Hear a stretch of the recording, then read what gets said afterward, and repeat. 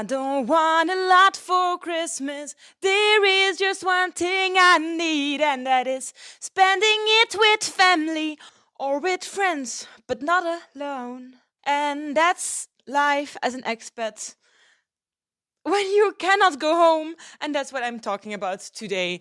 Welcome to Travel Devil. I'm your host, Clara Francken, and in this week's episode, we're going to talk about spending Christmas as an expat in another country.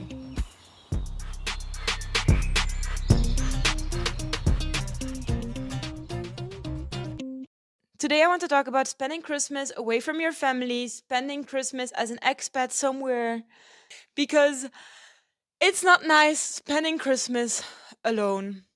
You want to spend it with your friends, you maybe have your usual people you go to, and that's what this episode is all about. My cat is in the tree. Eh. I have a little cat on my lap right now. I'm home in Belgium, in my hometown with my family. But that hasn't always been the case. I spent Christmas alone when I was living in Turkey, and it wasn't so easy for me because it was the first time for me to spend it abroad and away from my family. And I thought that was very difficult. I'm not Christian, but we have this tradition in Belgium to celebrate Christmas as well, and I just really didn't want to spend it alone.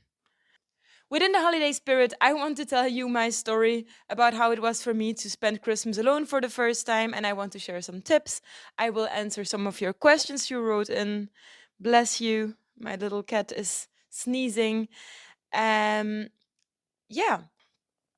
So first things first, Christmas time, winter time, it's cold outside. Social life, I mean, in general, when you're living abroad, it's already more difficult to be social. You have to meet some friends. It's easier in the summer than in the winter. So if you arrive to a country, a foreign country in the winter, it's very difficult to find friends. So first of all, for that, maybe I can give you a couple of tips to find friends abroad. Like, of course, you can maybe find people at your job or join some classes.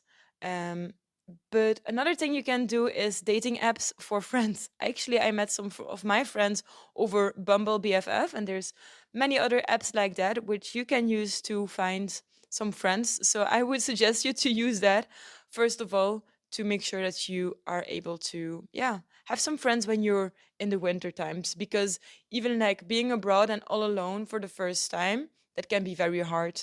Definitely in the winter, there's not so much sun, like depressive, a little bit depressive. So that's the first thing I would do, is try to find people you can surround yourself with, even independent from Christmas. And then on Christmas itself, you can do multiple things. You could choose to spend it alone and to just spend it with yourself.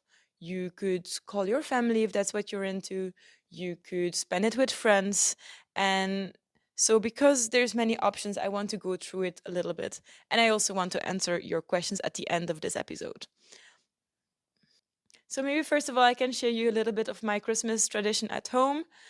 We spend Christmas with our family. We have a Christmas tree, which we love to decorate, and we love to give gifts. We're not Christian. We just celebrate it because it's tradition in our family, and we usually give gifts to everybody. So everyone gives to everyone, which makes Christmas pretty expensive.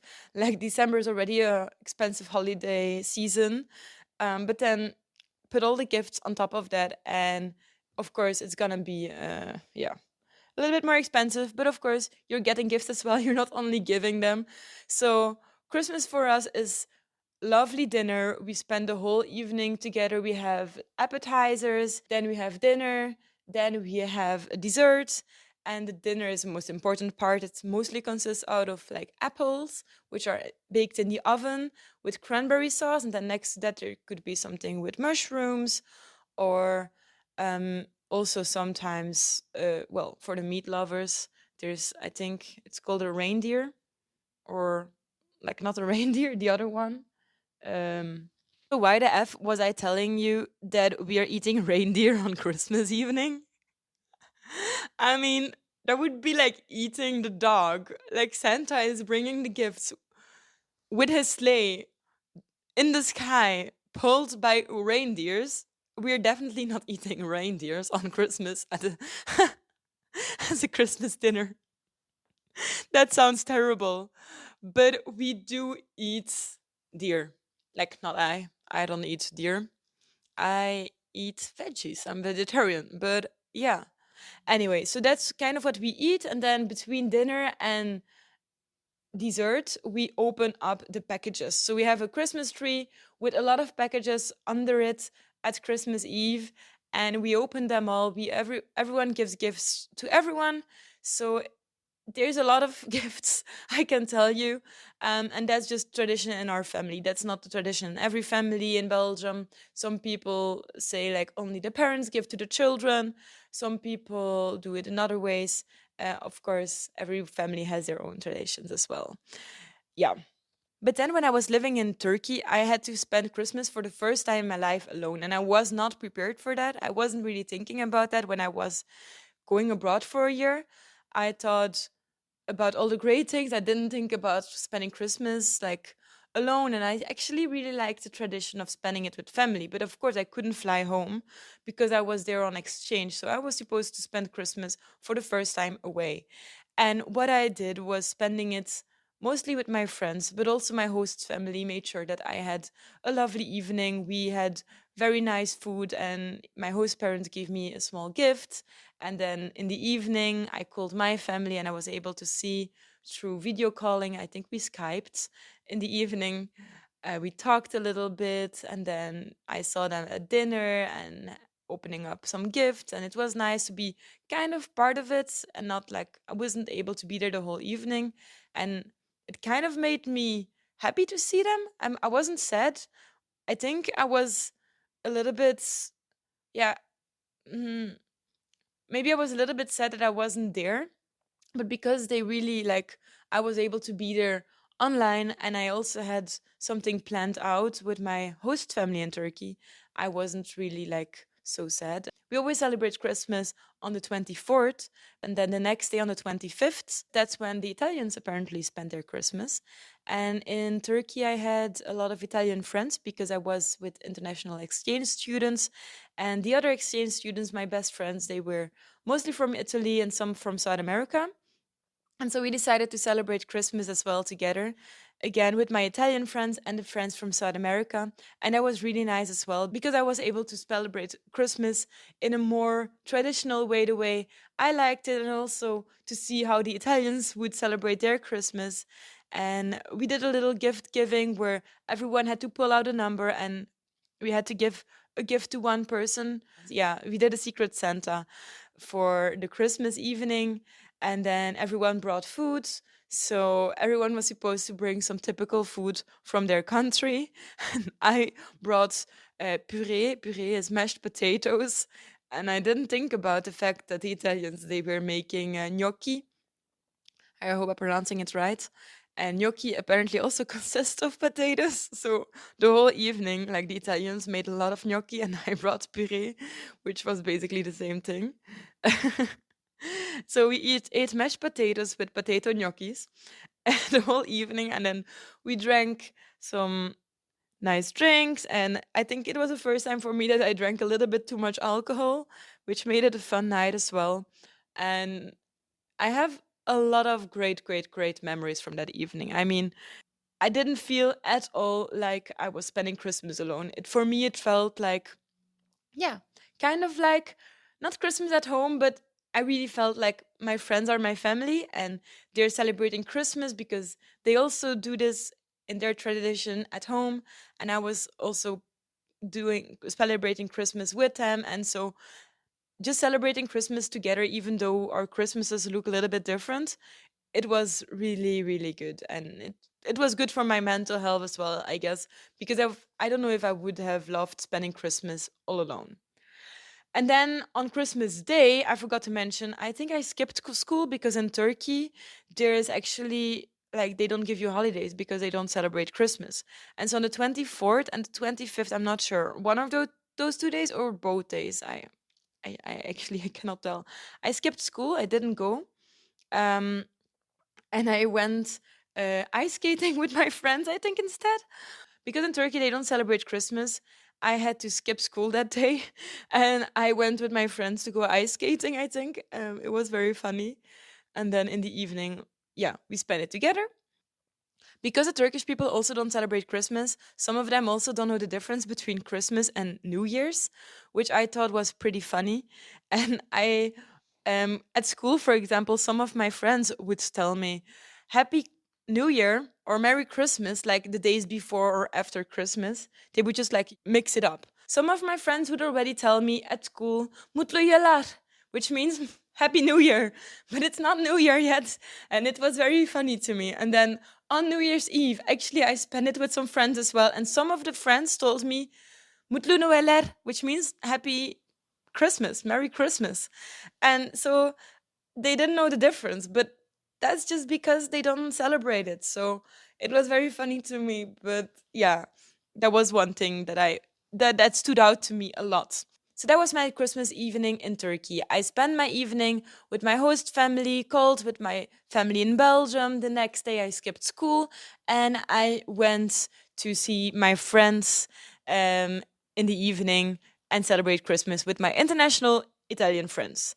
That was basically it. And then, so actually, you have a lot of options and solutions as an expat. You can celebrate Christmas maybe with your friends. You can celebrate it home alone as well, like watching some Christmas movies or whatever. So those things are really nice to do. And I think it's just really important to try to do something on Christmas so that you don't feel left out too much if that's what, yeah, you usually do, right? Spend Christmas together with your family. Also, I asked my expat community on Instagram how they are celebrating Christmas and if they have any tips. So let's dive into that first. Okay. One person writes, Actually, I feel a little disoriented, but I can't afford to go home over the holidays. And another person writes something similar, I'm still looking for a plan. I think those things are really, of course, it's really difficult for you. And I can really relate to the fact that it's difficult to go home. And yeah, it's not easy when you feel disoriented and you want to go home over the holidays, but financially it's not possible. Or I don't know, for some other reasons, it might not be possible as well. You don't have time, you have to work, whatever. And that really sucks. But try to make something good out of it. Try to spend it with friends. If you don't know so many people, maybe you can like ask a friend if you can join them. Like even one of my best friends actually, um, he's atheist, but he's born, well, raised as a Muslim, and he never celebrates Christmas. But he actually joined already a couple of my friends. He went to their home to celebrate Christmas with them and see how Christmas is over there. So I think you don't have to spend Christmas alone. You can try to get invited to a Christmas party, or you can try to spend it maybe home alone if you want, if that's really what you want. But then call your family, be around someone virtually, that can also really help. Okay, reading the next one. Okay, so another person is writing, I'm feeling excited. I'll gather and celebrate with friends. I'm so happy for you because that's definitely what you're supposed to do, in my opinion, as well. Like, if you're able to gather some friends and that's what you want to do, then that's great because spending the holidays with your friends is actually, yeah, very healthy. And your friends, when you're abroad, become your family as well. So this is really beautiful. Then another person is writing in, I'm going online with my parents and will probably be home all day and read and watch movies. Yeah, that's also good. I mean, if you like spend Christmas the way you used to spend Christmas with your own family, then even if you're abroad and you don't want to celebrate it with friends or you don't have any friends to celebrate it with, maybe it's nice to just be home. Like reading books and watching movies will definitely distract you from being alone at home. And then if you're able to call your friends, maybe another thing I can give you as a little tip, maybe try to make some good food for yourself. Like maybe put something nice in the oven, try to recreate a dish your mom always makes or your dad or whoever is cooking at your household. Maybe like for me Christmas is also like eating good food, so maybe that can also help you to have a nicer holiday. Okay, let's see what another person wrote in. Okay, I will be sleeping. And another person is saying, I'm focusing on New Year's. Okay. So I think those two also gather together because I'm reading them together because I think, yeah, those people are probably not going to spend Christmas really.